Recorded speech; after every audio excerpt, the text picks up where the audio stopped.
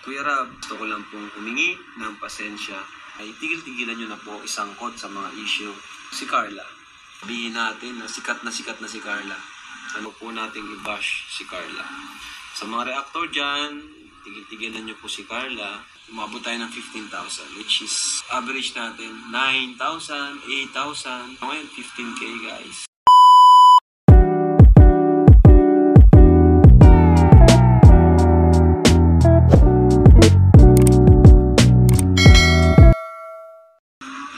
Makinig po kayo guys, sa mga nambabash dyan kay Carla.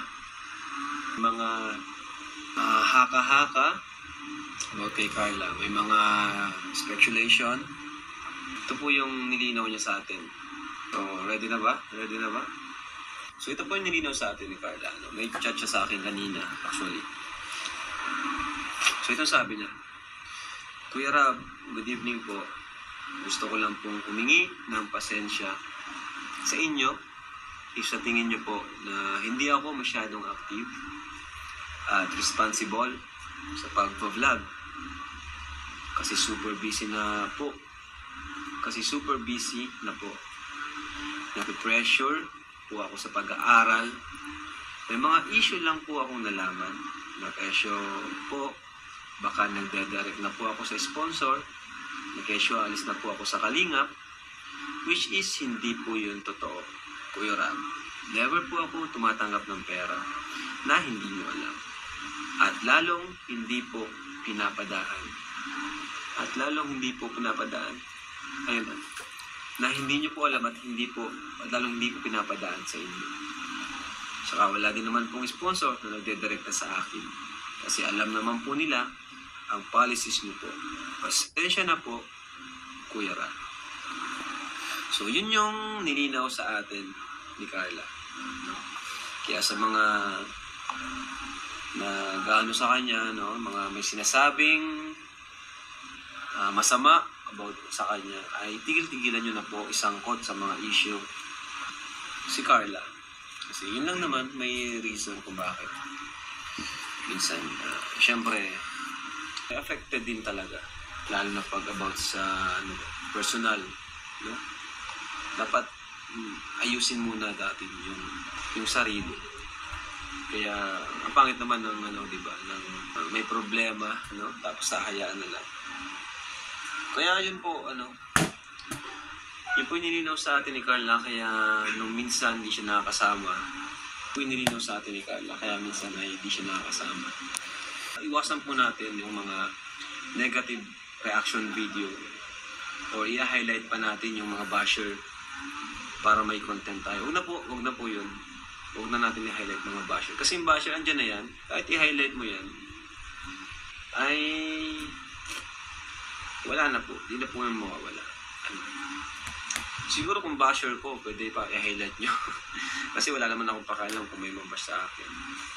Pero pag yung sa Kalingap Angel, kasi mga pa po yan fragile pa sila. Mabilis silang masaktan at ma-down. Kaya, yun. Huwag nyo na pong yung mga basher nila. I-highlight kasi, syempre, makikita din nila yun. Masasaktan din sila. Hindi po yan naalis si Carla. Hindi yan iiwan ng Kalingap. At simulat sa pool, si Carla ay talagang loyal sa Kalingap. Kahit pa sabihin natin na sikat na si Carla. Kahit nga pinapagawa ko ng ng content, pinapablog ko si Carla. Hindi niya po ginagawa. Hindi niya ginawang mag-vlog. Kasi sabi ko, mag-vlog ka kahit isa para makaipon tayo ng subscribers mo. Kasi habang sikat ka pa, ay makaipon tayo ng subscribers mo. Pero hindi niya ginagawa. Ewan ko kung kailan niya gagawin yun. Kasi yun naman ang yun naman ang ko sa kanya. Ina-advise ko sa kanya. Kung matagal na niyang ginawa yun. Kung talagang alis siya sa Kalingap. Matagal na pong ginawa ni Carla. Pero hindi niya po ginawa. At hindi niya po yung gagawin. Kaya wag po nating i-bash si Carla. Sa mga reactor dyan, tigil-tigilan niyo po si Carla. Yung lahat na lang ng gawin ni Carla ay gagawa ng reaction video. Wag na po. Wag na. At nadidistract yung bata. Nadidistract po yung bata. Control lang. Moderate pa rin. Balance. I-balance pa rin natin. Lalo na yung mga negative reaction video. Yung mga reactors na gumagawa ng fake news, puro negative. Ayan, bawal po yan. Huwag naman po. Joy and Carla, loyal din sila. Yan. Mga loyal po yan. Si Biancy, si Melka, si Dara, Eden, lahat loyal po yan. Hindi aalis si Carla, mataylan pa kami. Yun!